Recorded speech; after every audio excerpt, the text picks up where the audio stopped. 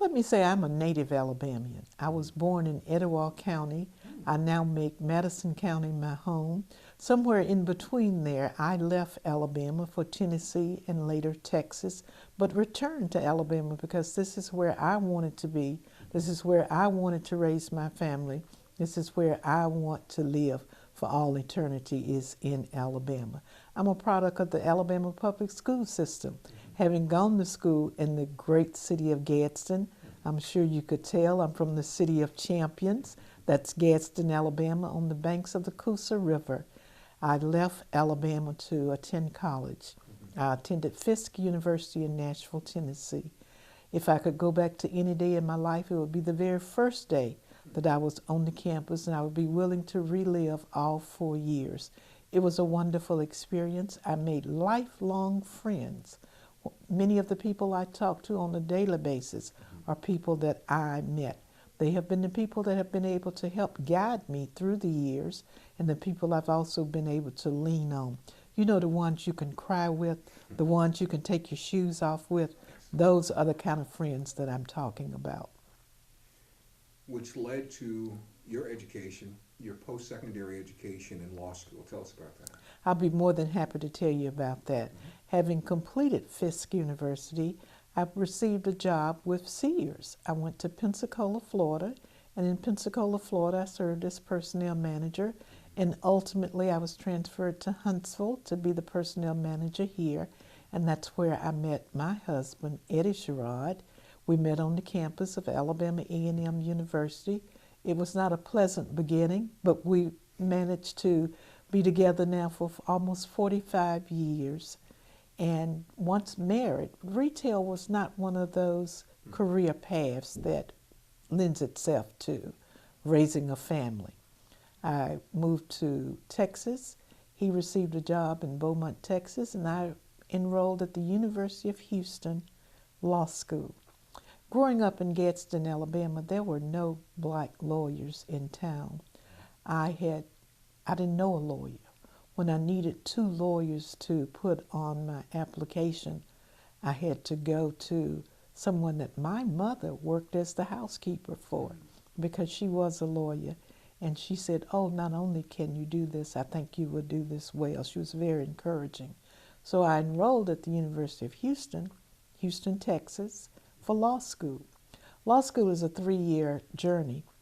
After 2 years, my husband got a job in Alabama, again at Alabama A&M University. So we set out to return to Alabama, and I transferred to the University of Alabama in Tuscaloosa as a transit student from the University of Houston. So I had 2 years at Houston and 1 year at Alabama. It was like starting all over again. The exciting part about my journey at Houston, I was there only about a week when I determined that I was pregnant with my first child, Laura. Being in law school and being pregnant with your first child, and let me say, we were so poor I could hardly pay attention, so I did not have those resources that many people will have to be able to sustain such a challenge. But I stayed in law school. I started in September. In December, I had an automobile accident. It drove me from Houston to Gadsden, Alabama, that my mother could help care for me. I drove back to Houston in January to take my first semester finals. In March, I delivered my child by cesarean. The dean called me in and he said, "You know, you people don't do well in law school anyway, and you have so many challenges. So if it will help you, we will allow you to withdraw." Well, let me say, anger can become a great motivator, and it became a tremendous motivator for me. How dare someone say, I can't do something? I'm up to this challenge. So I would read to my baby. Now, of course, you know, they said talk to children, read to them. She didn't realize we were reading from law books. She was just glad to have someone reading to her and the attention. So I'm pleased to say, and as you can see, I was perfectly able to complete my law school studies there at Houston. I was so fortunate I attended the Wheeler Avenue Baptist Church there in Houston. The Wheeler Avenue Baptist Church gave my baby a daycare scholarship so that we could afford to put her somewhere that I could literally walk to from the University of Houston campus. They were very warm and very receptive, and the daycare, you know, I could come at odd hours. They would keep her, and they were just wonderful people to help get me through that first year of law school. Once law school was completed, you got your JD. What are the steps that led to you being honored with the judgeship in Madison County? I returned to Alabama, to the University of Alabama, to complete my last year of law school. My husband was working in Huntsville. He was working at Alabama A&M. Fortunately, we did not give up our home in Huntsville. We merely rented it out to a family that took better care of it than we did. So we had a home to return to here in Huntsville. Once I returned to Huntsville and passed the bar, started looking for a job, I think I sent a letter to every female attorney in Huntsville saying, I'm here, I need a job, can you help me? I received only 2 responses. I probably sent out 50 letters. And one of them was Mrs. McDaniels, who's still practicing law here. And we became quite close, and she was very helpful. I went to work for a general practitioner. His name was Henry Mims. Henry is now deceased, but I became the second lawyer there in that office, and it was a wonderful training ground because you got to do absolutely everything. I remember the first day that he said, go to court, I need you to help take a plea on a client. I said, take a plea? What does that mean? Then he said, go on over there to Judge Snodgrass's courtroom. And I went in and I stood up, and Judge Snodgrass said, who are you? I said, I'm here to help take the plea for this defendant. He said, where are your papers? I said, I'm supposed to have some papers? So that tells you how new I was at that. And of course, we worked through those issues, and I worked with Henry Mims until he passed away. I joined the district attorney's office. I went into the district attorney's office to fill in for someone going on maternity leave.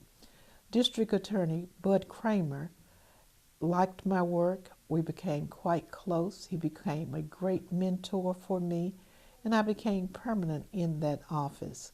I worked there through 3 district attorneys, Bud Kramer, Tia Morgan, and also one other a district attorney that was there, and I became the first person of color to be an assistant district attorney here in Madison County. In addition to being, I started off doing child abuse, sexual assault, and ultimately became the supervisor of the child support unit. Another area where children are often neglected, where they don't get the support from the parents that they deserve. And we operated for 8 years. I worked in that area. Very rewarding area. People that need and deserve monies receive them. A lot of them were not happy with paying it, but I think everybody should support their own children. An opening came up at the city of Huntsville for a municipal judge. And I'm so delighted to be able to tell you that I had a unanimous selection by the Huntsville City Council to become municipal judge. After serving as municipal judge for about a year, maybe a year and a half, the mayor at the time, Mayor Loretta Spencer, appointed me as the presiding municipal court judge. She called me on the phone one day as I was sitting in court and said, I'm appointing you as the presiding judge. Of course, I had a courtroom full of people, and I couldn't scream and shout. I could only say, yes, ma'am, thank you very much, hang up, finish my court, and then go outside and scream and shout. But having been the presiding municipal court judge, I applied for and received an appointment to the state court bench. I was appointed by the governor for the district court, where I served for many years. Ultimately, I became the presiding district court judge. I became the presiding juvenile court judge. Among the things I'm really proud of is we began the first family drug court in the state of Alabama, right here in Madison County. We traveled the United States looking at other drug courts, seeing what worked, what didn't work, and we developed here as part of our specialty courts a drug court for juveniles, a drug court for adults, as well as a family drug court. You see, children can't choose their families, but all members of a household affects the outcome for those children. So we had the ability to, anybody that's in the household with the children, we could require drug screening, we could require that they take classes, and often we had to train parents how to parent. Many of my parents were very young, very inexperienced, and they didn't have mothers like I had that can give you guidance. So we spent an awful lot of time on that. So I'm very proud to say that drug courts were a huge success. I had an opportunity to travel and tell the world about drug courts right here in Madison County, Alabama. I visited at least 3 Canadian districts. Went to Vancouver, went to Montreal, and also Quebec City. I was very interested in substance abuse treatment. I currently serve as the Vice President for Administration for the National African American Drug Policy Coalition. It's a coalition of 33 organizations that have come together to impact drug policy. I'm a proponent that drugs need to be moved out of the criminal justice system and into the health care arena. It's a health disparity issue. It is not a criminalized issue. And yes, many people get involved in it on their own. But then we have so many other illnesses that result from individual behavior. Diabetes. For those of us that are overweight, we have to be concerned about diabetes. Those of us that don't exercise enough, we have to be concerned. For those out there that smoke, they have to be concerned. The Surgeon General told us decades ago that it will cause cancer and it will kill you. But we don't criminalize those people. We treat those diseases. So for that reason, we began drug court here to offer a method of treating, sort of closing that revolving door. You know, there was a pipeline that took our kids directly into prison, and we wanted to have some type of stopper to stop transitioning our children from the public school system to the state prison system. It seems as though, and I don't know if you didn't highlight your elected position in 2000. Yes. When I was elected in 2000, I became the first person of African descent to win an at-large election here in North Alabama. An at-large election is a countywide election. It was, at the time, I certainly did not know the significance of it. I wanted to be a judge. In order to be a judge, you have to be elected. I was a lifelong Democrat. I currently serve on the State Democrat Executive Committee, and I ran as a Democrat. I ran as a Democrat and won. I won in 2000, and then I stood for re-election and was re-elected to that position. But it was, you know, we did all those things that everybody else did. You knock on doors, you canvass, you send out, you raise money. Raising money is very difficult in Alabama because judges, as you know, cannot ask for money. So it becomes a little tricky on how you have to set up campaign committees to go out and do those things for you. And there are also rules in Alabama on things judges can do and say. So you have to be totally compliant with all of those rules in order to run for election. It was a wonderful experience. My family got involved. I cannot tell you how many signs my husband put out, but he littered the entire Madison County with signs. My friends came together to raise money to assist, and we developed slogans. Take 10 to the polls when you go. We wanted everybody to take 10. The community was quite embracing. I had a lot of help around here in managing campaigns. Which leads us to you entering private practice again. How do you feel about being back in private practice? I'm enjoying it. I'm enjoying it for a number of reasons. When I left the bench, I cared for my mother for 3 years. She ultimately went on to her greater reward. At the conclusion of that, I was almost at a total loss as to what to do with myself. I did not recognize that I was grieving and that I was becoming depressed and that it was very difficult to organize my life further. I came to speak with my current partner, Gary Conchin, someone I've known for more than 40 years. Now, he's older than I am, but of course, we raised children together. Yes. And, and I said, Gary said, well, what are you going to do now? I said, I don't know. So he said, come here and help figure it out. Well, we're now almost 6 years later, and I'm still here. I'm pleased to announce that I became a named partner in this firm. We're practicing personal injury litigation, which was a whole new ballpark for me. In the district court, these were not issues that I was familiar with. So it has been great learning the law as it applies to workman's comp, wrongful death, personal injury. Most of our business is where people were hurt, automobile accidents, trucking accidents, they were hurt on the job. They could have been hurt in the home. But that's the kind of work we're doing here. It's also very rewarding because we also get an opportunity to impact outcomes where we see something that is harming people. We're able to litigate it and able to advocate for our clients to get them in the right posture that they too can have success even after injury. Great.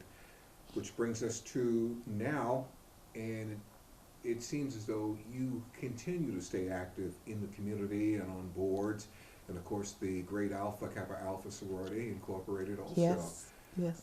Tell us about what you do now and your I'll be future happy plans. to.